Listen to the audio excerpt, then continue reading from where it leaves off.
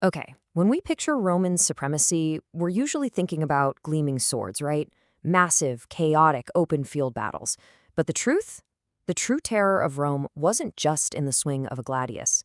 It was the creeping dread, the frankly impossible engineering, and the highly calculated psychological warfare of the Roman siege.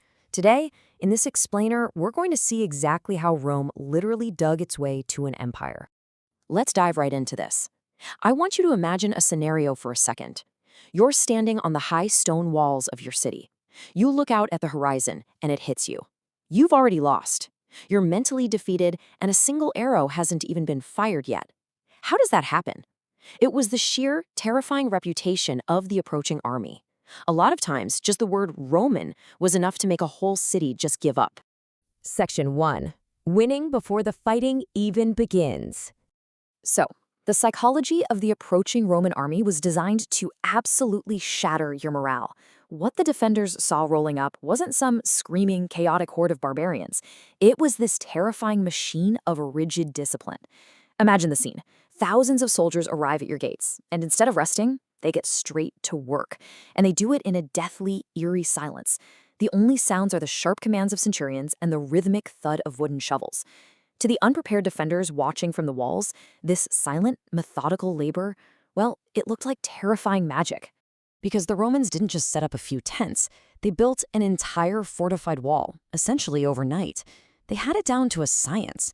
Exactly 1/3 of the men stood guard in full combat gear, just scanning the horizon.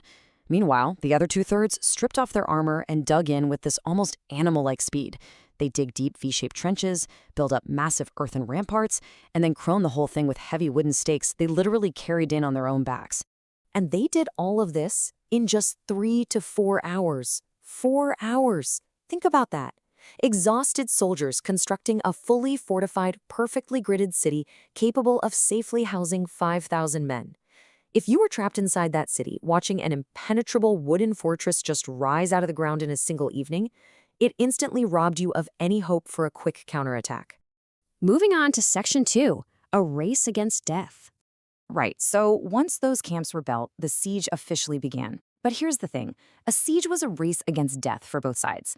We always tend to think of the people inside the city as the primary victims, right? Starved and trapped.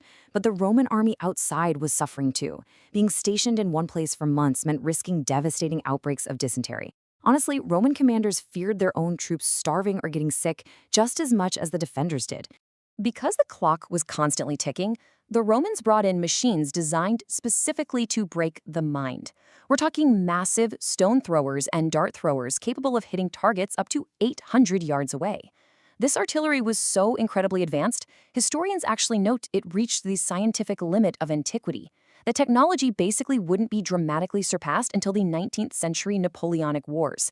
And these machines just pounded away at the defenders' sanity day and night. Which brings us to Section 3, the brutal, double-layered cage.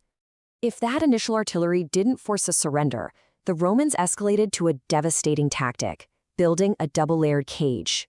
The inner wall, called Circumvallation, blocked the defenders from escaping. The outer wall, Contravallation, faced outwards to protect the Romans from any external reinforcements trying to break the siege. It mathematically suffocated the city and completely stripped away the very concept of rescue. You were entirely on your own. To really understand the sheer scale of this, just look at Julius Caesar's engineering feat at the Battle of Alesia. He commanded his men to build a staggering 35-kilometer double wall. 35 kilometers! And it wasn't just a basic wall either. The Romans filled the ground in front of it with hidden, gruesome traps. They had pits with sharpened stakes they cynically called lilies, and buried iron hooks called stimuli designed to rip right through an attacker's feet. It was an environment designed for absolute despair. And the result of being trapped in that cage? Slow strangulation. The Romans didn't even need to fire a weapon at that point. They just had to wait. At the siege of Numantia, the horror was unimaginable.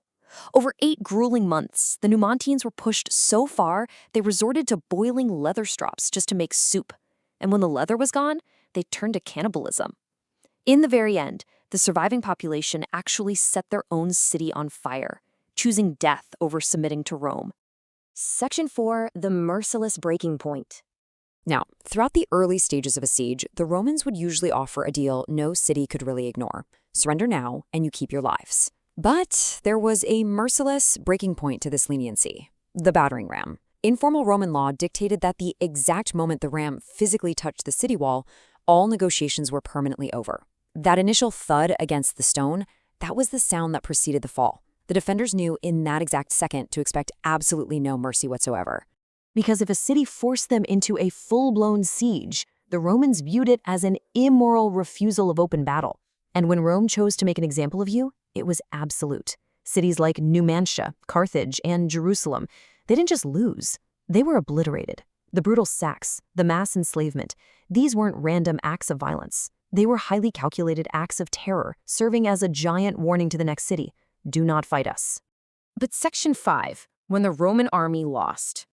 Despite this massive, incredible machinery of war, the Roman army wasn't totally invincible.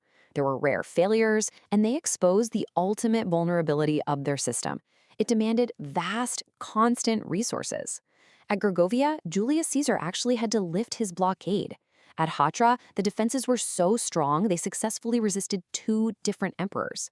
And at Pasba, Mark Antony had to abandon his siege entirely because his complex supply chains completely failed him.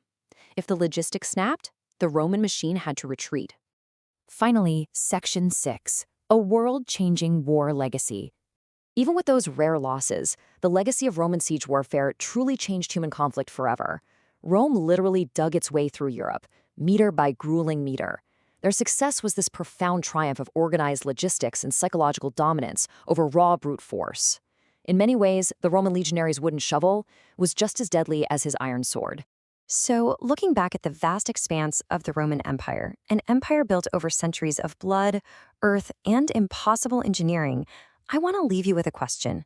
Was Rome's greatest weapon really the sword they held in their hand, or was it the unyielding terror they planted in their enemy's mind? Thank you so much for joining us for this explainer. See you next time.